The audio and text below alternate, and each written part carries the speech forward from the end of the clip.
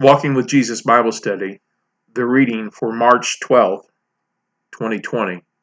Jesus institutes the Lord's Supper, Matthew 26:17 through 19.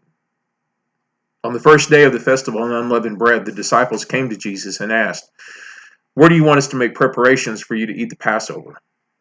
He replied, "Go into the city to a certain man and tell him, 'The teacher says, my appointed time is near. I'm going to celebrate the Passover with my disciples at your house.'" So the disciples did as Jesus had directed them and prepared the Passover. Passover is one of the great feasts of Judaism involving pilgrimage to Jerusalem. Passover is a commemoration, remembrance of the Jews being released from Egypt. It is a remembering of being freed from slavery and heading for the Promised Land. It was a commemoration of Israel's deliverance. The preparation would have included finding a suitable place, gathering of the needed supplies such as herbs, wine, bread, and a lamb. This would have also have included the sacrificing and preparation of the lamb.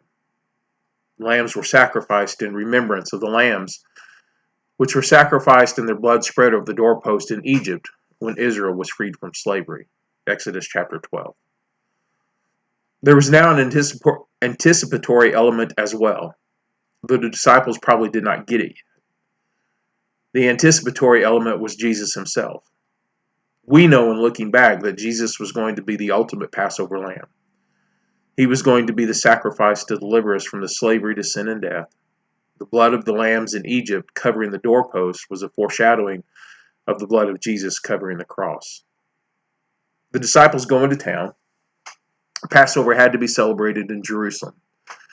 They find a man. We don't know why he remains anonymous, and with whom it appears Jesus had made prior arrangements. The man apparently understood who the teacher was and what was meant by time being near.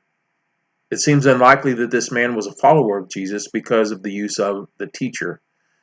If he had been a follower, it is more likely that Lord would have been used as a qualifier for Jesus.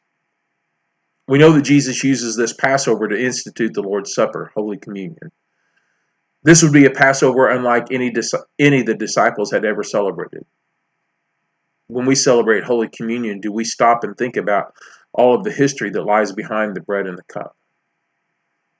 Do we think about the long history of God seeking to deliver or redeem his creation? Do we think about Jesus giving his life, shedding his blood, so we can be freed from slavery? What heart or soul preparations do we need to do when we prepare to receive Holy Communion? Thoughts to ponder while walking with Jesus.